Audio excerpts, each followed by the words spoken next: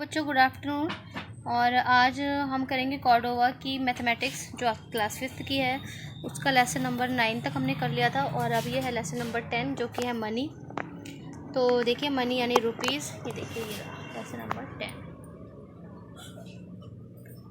तो यहाँ पे देखिए इसमें आपको बेसिकली एग्जांपल्स के थ्रू समझाया हुआ है कि रुपये 5 होगा कितना पैसा, 500 पैसा, 20 होगा 2000 पैसा, 52 पैसे होंगे 0.52 रुपीज़।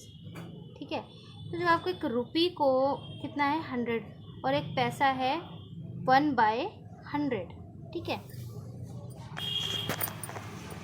तो देखो यहाँ पे पूछा गया है 8 रुपीज़ 50 पैसे को आप रुपीज़ में कैसे लिखोगे। तो देखिए 8 रुपीज़ और पैसे हैं 50।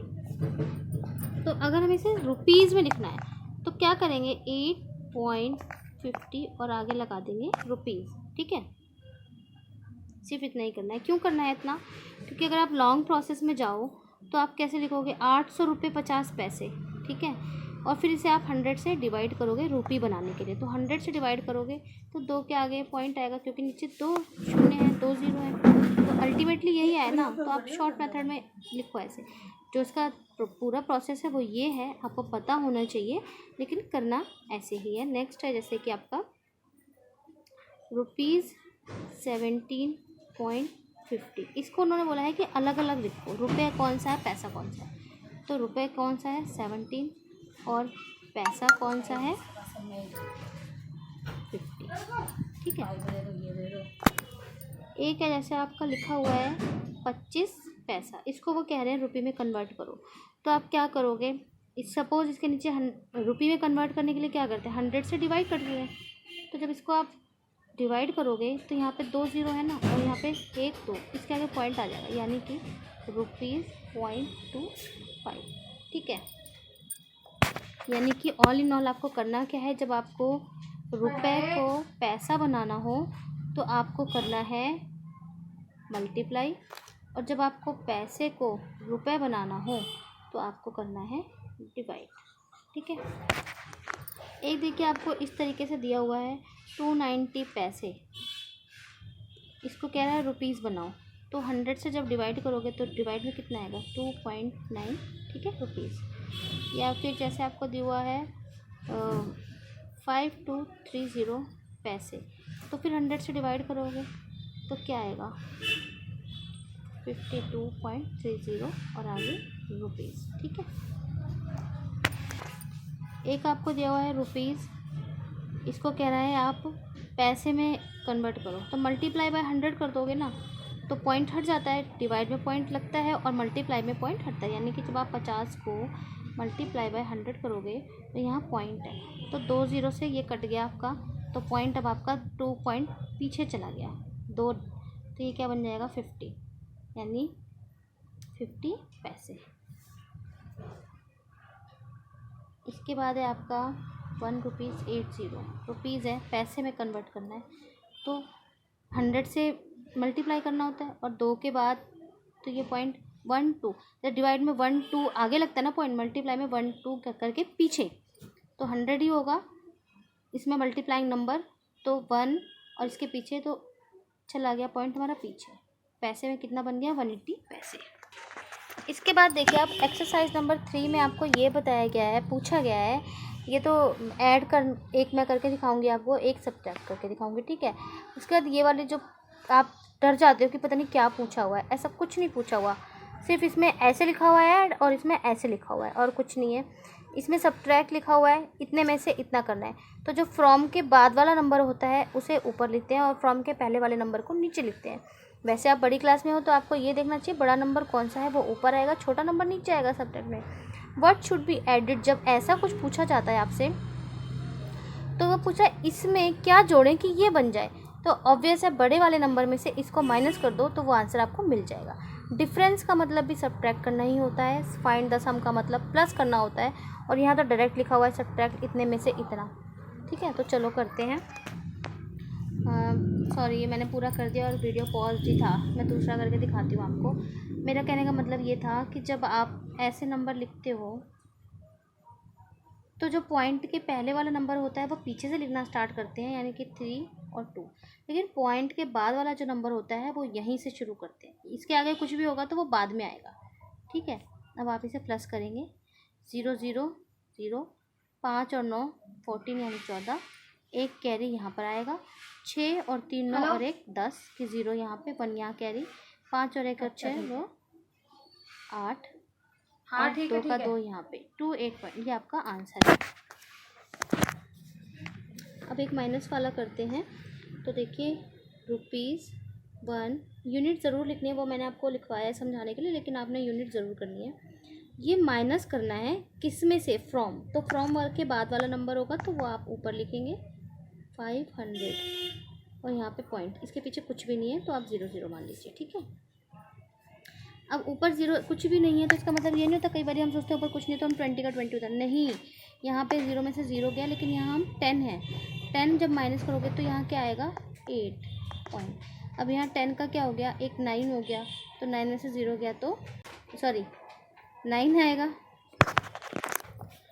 अब यहाँ पे फिर 9 हो गया, क्योंकि यहाँ हमने कैरी लिया हुआ था ना, तो यहाँ 9 हो गया, 9 में से 9 गया तो 0 आ गया, ठीक है। और 5 में से यहाँ से हम कैरी लेते हुए आए थे तो यहाँ 4 रह गया, 4 में से 1 गया तो 3 आ गया, तो आंसर आपका ये आएगा। इसके बाद एक और करते हैं माइनस का, रुपीज़, तो पहले लिखना आप फ्रॉम के बाद वाला, उसके नीचे लिखना फ्रॉम से पहले वाला, 8 9 और 75 के नीचे आप लिखोगे 1 1, ठीक है। अब आप इसे माइनस कर लो, तो 5 में से 1 गया 4, 7 में से 1 गया 6। अब यहाँ पे देखो 0, यानी यहाँ 10 बन गया, 10 में से 9 गया, 1 बचा। अब यहाँ 11 है तो 11 का क्या रह गया 10, तो यहाँ पे 10 में से 8 गया, 2 बचा, ये आपका आंसर है। अब देखो ये जितने भी हैं ये आपको पता है, सब्ट्रैक्ट इतना इसमें से माइनस करना है, सेम जैसे ऊपर अभी हमने 500 वाला किया वैसे ही। फाइंड द सम ऑफ, इन दोनों को प्लस करना है, फाइंड द डिफरेंस, फिर माइनस करना है आपको, इसमें इसको माइनस करना है, ठीक है। लेकिन यहाँ ये वाला करके देखते हैं हम, what should be added to इतना, ये वाला क्वेश्चन करके देखते हैं, ठीक है। तो पहले ऊपर लिखेंगे ये वाला और उसमें से इसको माइनस करना है। ऊपर लिखा हमने 250.00 और इसके आगे रुपीज़, और नीचे लिखा हमने 791, यहाँ पे पॉइंट है और यहाँ पे है 50 और रुपीज़, ठीक है। अब आप इसे माइनस करें तो 0 में से 0 गया 0, 10 में से 5 गए 5, तो यहाँ पे कैरी था हमारा, हाँ तो यहाँ पे 10 था। अब क्योंकि हम पहले यहाँ से कैरी ले चुके हैं, यहाँ पे हमने 10 बनाया था ना, तो ये 9 रह गया, 9 में से 7 गए 2 बचे, ठीक है। अब यहाँ पे देखिए 5 का 4 बनेगा, क्योंकि यहाँ का जो कैरी था वो हमको यहाँ पे निपटाना है, तो ये आपका रह, यहाँ पे आपका रह गया 24, 24 में से 19 जाएंगे तो 5 बचेगा, ठीक है। आंसर ये होगा। अब आप इसको चेक करोगे कि भाई आंसर सही आया या नहीं आया, तो आप क्या करो, इन दोनों को प्लस करके देख लो, अगर ये दोनों प्लस करके ये वाला बन रहा है तो आपका आंसर सही है। तो एक बार करके देख लेते हैं हम, 0 5 और 5 10, फिर 0, यहाँ पे आ गया 1 कैरी, 7 और 1 8 और 2 10, फिर यहाँ पे आ गया 10 का 1 कैरी, तो 5 और 4 14 और 1 15, 15 का 1 कैरी और 2, तो ये देखिए ये वही बन रहा है ना ये वाला, यानी कि आपका आंसर सही है, आपने सही किया इसको। इसके बाद देखिए एक्सरसाइज नंबर 4 पे आपको सम प्रॉब्लम्स दिए हुए हैं, मतलब वर्ड प्रॉब्लम्स। तो इसमें देखिए Shivani bought a perfume for rupees इतना and birthday card for rupees इतना फॉर हर फ्रेंड गीतिका, उसने अपने गीतिका के लिए दोस्त के लिए ख़रीदा, तो मुझे कुल मिला के उसने कितने पैसे खर्चे। तो आप ये ऑब्वियस है, मुझे पता है आप कर लोगे, लेकिन यहाँ पे आपको शायद प्रॉब्लम आएगी स्टेटमेंट लिखने में, तो वो हम कैसे लिखेंगे चलो देखते हैं।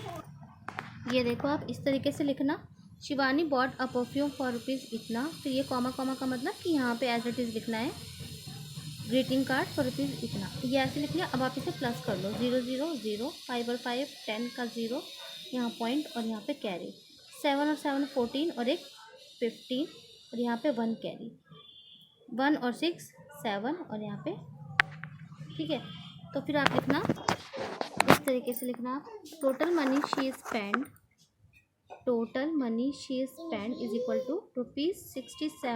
₹675। इसके पॉइंट के बाद डबल ज़ीरो है तो इसका कोई वैल्यू नहीं है, इसको आप कुछ नहीं बोल सकते, तो ये इतना ही रहेगा। ठीक है, नेक्स्ट क्वेश्चन में भी आप ऐसे ही बनाना। Mister Gupta buy an old washing machine for rupees इतना एंड, चलो मैं इसकी आपको स्टेटमेंट बताती हूँ और आप टोटल खुद करना। देखिए आप इस तरीके से लिखना, mister Gupta bought old washing machine for rupees इतना, he spend on its repair इतना, total money mister Gupta spend, इस तरीके से। और उस ऊपर वाले में मैं आपको प्लस का साइन लगाना भूल गई थी, पर ये ज़रूर लगाना। जो भी आप सम कर रहे हो, प्लस तो प्लस, माइनस तो माइनस, मल्टीप्लाई कर रहे हो तो मल्टीप्लाई का साइन ज़रूर लगाना। अब इस एक्सरसाइज में से एक और क्वेश्चन कर लेते हैं, ये थोड़ा अलग है, ये वाला। रोहन हैड इतने rupees, he bought a pair of jeans for इतना, how much left with him. यहाँ क्या करना है, जब लेफ्ट पूछा गया है तो आपको माइनस करना है, यानी सब्ट्रैक्ट करना है। देखो रोहन हैड, फिर ये लंबा गैप दे के लिखना है क्योंकि फिर नीचे वाला आपका सेंटेंस थोड़ा लंबा है ना, तो इस तरीके से। कितने रुपए थे उसके पास, 1200। फिर he bought a pair of jeans, कितने रुपए में खरीदी, 805 रुपये 75 पैसे में से, तो इसमें से माइनस कर दोगे तो यहाँ पे 0 में से 5 गया 5, फिर यहाँ पे 9 बचा, 9 में से 7 गए 2 पॉइंट यहाँ लग जाएगा। फिर यहाँ पे इसका एक कम हो गया तो यहाँ बचेगा आपका 9 रह गया, 9 में से 5 गया 4 बचा, फिर यहाँ 9 रह गया, 9 में से 0 गया 9 बचा। फिर अब यहाँ का सबका कैरी कम करने के लिए यहाँ पे आपका 1 बचा, 11 में से 8 गए 3, तो इतने रुपए उसके पास बचे हैं। तो यहाँ पे आप लिखोगे money left with him is equal to 394.25 rupees. तो यहाँ पे आपकी 4th तक एक्सरसाइज ख़त्म हो गई है और होपफुली आपको समझ में आ गया होगा। और आप जितना ज़्यादा मैथ्स को प्रैक्टिस करेंगे, मैथ्स आपको उतनी ज़्यादा आएगी। तो इसी तरीके से पढ़ते रहना है और खुश रहना है। फिर मिलेंगे नेक्स्ट वीडियो में। Till then take care, God bless you बच्चों।